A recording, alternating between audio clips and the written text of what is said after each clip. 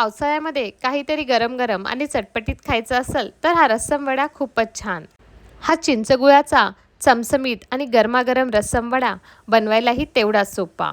तर ह्या पावसाळ्यात तर ही रेसिपी झालीच पाहिजे. जास्त वेळ तर लागणार नाही आणि चवीला तो खूपच टेस्टी. आणि आपण वडा बनवण्यासाठी कोणताही सोडा इनो वापरणार नाहीत. त्यामुळे व्हिडिओ तुम्ही शेवटपर्यंत नक्की पहा. एका बाउलमध्ये 3 वाटी उडदाची डाळ घेतली होती. वाट्या छोट्या आहेत त्यामुळे ती 3 वाटी घेतली होती.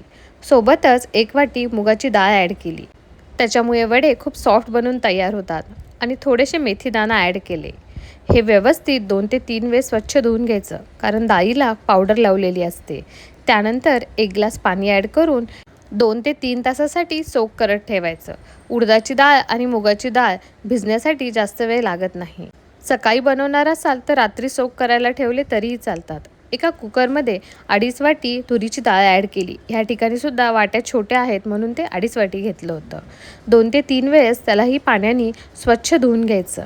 आणि नंतर मी 1 ग्लास पाणी ॲड केलं होतं. पाणी थोडं जास्तच ॲड करायचं, कारण तसंही आपल्याला रस्सम ही थोडी पातळच करायची आहे. सोबतच थोडीशी हळद, मीठ आणि 1 टोमॅटो तोही असा कट करून ॲड केला होता. रस्समसाठी हे चमचमीत वाटण खूप महत्त्वाचं आहे. साऊथ इंडियन स्टाईल रस्सममध्ये हे वाटण बऱ्याचदा वापरलं जातं. ह्या वाटणामध्ये 1 कांदा, 5 ते 6 लसणाच्या पाकळ्या, अर्धा इंच आल्याचा तुकडा, 1 चमचा धने आणि अर्धा चमचा जिरे ॲड करायचे. थोडेसे काळी मिरी ॲड करायचे, 7 ते 8. त्यांनी पण चव खूप छान लागते. आणि कढीपत्त्याची पानं आणि थोडीशी कोथिंबीर.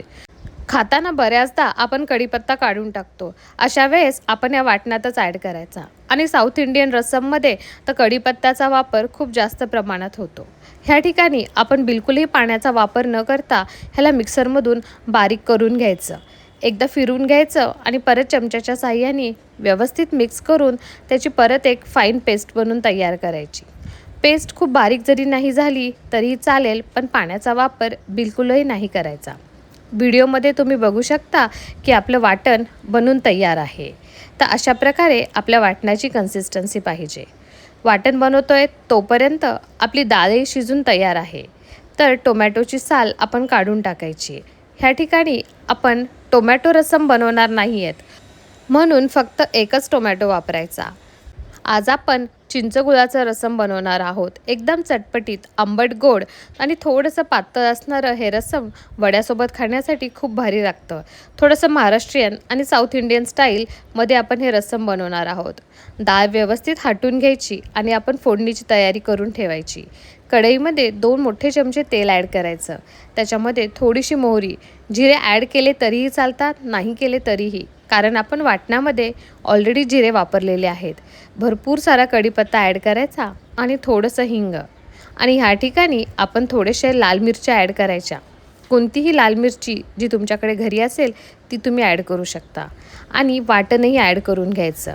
वाटण तेलामध्ये छान परतून घ्यायचं, कारण हे कच्चं वाटण आहे. तर ह्याला चांगलं 4 ते 5 मिनटापर्यंत तेलात परतून घ्यायचं. जोपर्यंत छानपैकी वाटणाला तेल सुटत नाही तोपर्यंत त्याला आपण व्यवस्थित मिक्स करून परतून घ्यायचं. वाटण कच्चं असल्यामुळे ह्याला परतण्यासाठी थोडासा वेळ लागतो आणि तेल सुटल्यानंतरच वाटणाचा सर्वत्र छान असा सुगंध पसरतो. त्यामुळे एक 5 मिनटं ह्याला लागतात. तोपर्यंत आपण चिंचेचा हा कोळ काढून घ्यायचा. म्हणजेच मी थोड्या वेळ आधी पाण्यामध्ये थोडीशी चिंच भिजू घातली होती आणि त्याला असं दाबून त्याच्यामधली सर्व चिंच बाजूला काढायची, म्हणजे आपला चिंचेचा कोळ बनून तयार आहे. जर तुम्ही चिंच भिजू घालायचं विसरलात तर एक सोपी आयडिया, थोडंसं गरम पाण्यामध्ये चिंच भिजू घातली तर 5 मिनटातच चिंचेचा कोळ बनून तयार होतो. छानपैकी वाटण्याला तेल सुटलं आहे तर त्याच्यामध्ये काही आपण बेसिक मसाले ॲड करूयात.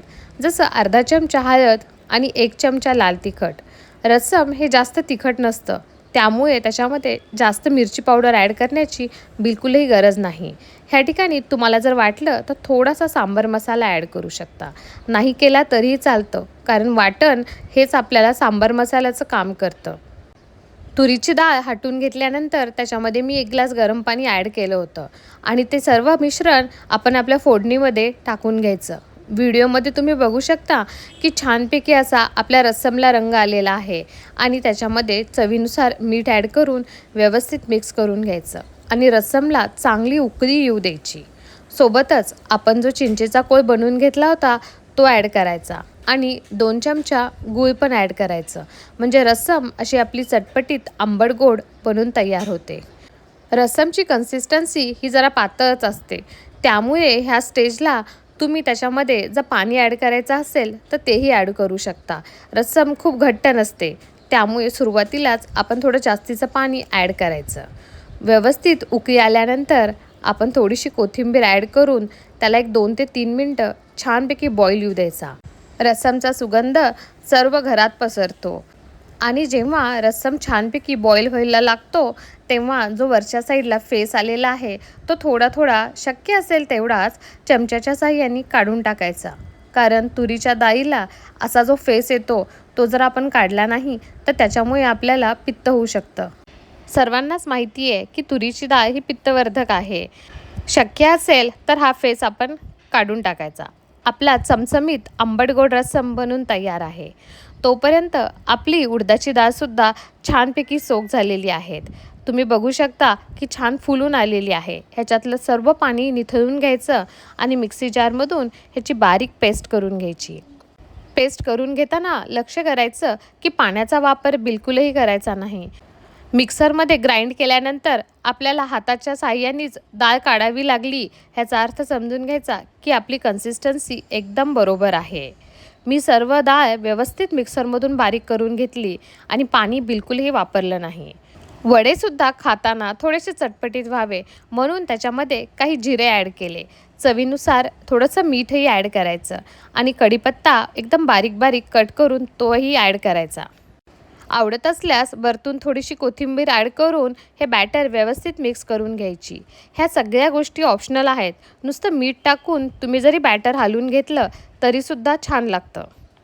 ह्या ठिकाणी महत्त्वाची टीप म्हणजे हे बॅटर 5 ते 7 मिनिटापर्यंत हाताने व्यवस्थित फेटून घ्यायचं. चमच्याच्या साहाय्याने फेटलं तरीही चालतं, कारण आपण कोणताही सोडा वापरणार नाही आहेत. तर जेवढं तुम्ही जास्त बॅटर फिरवताल तेवढं जास्त ते बॅटर हलकं होतं आणि वडे छानपैकी फुलून येतात आणि आपल्याला सोडा किंवा इनो काहीसुद्धा वापरण्याची गरज नाही. बॅटर व्यवस्थित फुललं की नाही ते बघण्याची एक ट्रिक म्हणजे वाटीमध्ये पाणी घ्यायचं आणि त्याच्यामध्ये बॅटर सोडायचं. बॅटर जर पाण्यामध्ये वरच्या साईडला तरंगत असेल ह्याचा अर्थ की आपलं बॅटर व्यवस्थित फेटून झालं आहे आणि चांगलं फुलून पण आलेलं आहे. तर ह्या ठिकाणी आपल्याला बिलकुलसुद्धा सोडा वापरण्याची गरज नाही आहे. वडे तेलामध्ये सोडताना थोडंसं हाताला पाणी लावून घ्यायचं आणि नंतरच तेलात सोडायचे, म्हणजे आपल्या हाताला बॅटर चिटकणार नाही. तेल व्यवस्थित गरम झालं की आपल्याला पाहिजे त्या आकाराचे आपण वडे फ्राय करून घ्यायचे. तुम्ही व्हिडिओमध्ये बघू शकता की वडे जसेच आपण तेलात सोडले ते वरच्या साईडला आले, म्हणजे आपलं बॅटर एकदम परफेक्ट आहे. आणि मस्त त्याला दोन्ही साईडनी गोल्डन ब्राऊन होईपर्यंत फ्राय करून घ्यायचे. काळजी घ्यायची की गॅसचा फ्लेम हे मीडियमच असला पाहिजे. हाय फ्लेमवर केले तर वडे लवकर फ्राय होतील पण आतमधून कच्चे राहतील, आणि खूप कमी गॅसवर केलं तर आपल्याला वेळही जास्त लागणार आणि आपले वडे खूप जास्त ऑइल पण ॲब्झॉर्ब करणार. त्यामुळे मीडियम गॅसवरच आपण आपले वडे व्यवस्थित फ्राय करून घ्यायचे. तुम्ही व्हिडिओमध्ये बघू शकता की खूप छान गोल्डन ब्राऊन असा आपल्या वड्यांना कलर आलेला आहे आणि मस्त चमचमीत अशा रस्सममध्ये आपले वडे आपण टाकून घ्यायचे. आणि व्हिडिओमध्ये तुम्ही बघू शकता एकदम स्पॉन्जी कापसासारखे मऊ मऊ असे मुलायम आपले वडे बनून तयार आहेत. हा चटपटीत रस्सम वडा बनवायला जास्त वेळ लागत नाही. तर ह्या उन्हाळ्यामध्ये तुम्ही ही रेसिपी नक्की ट्राय करा. थँक्यू.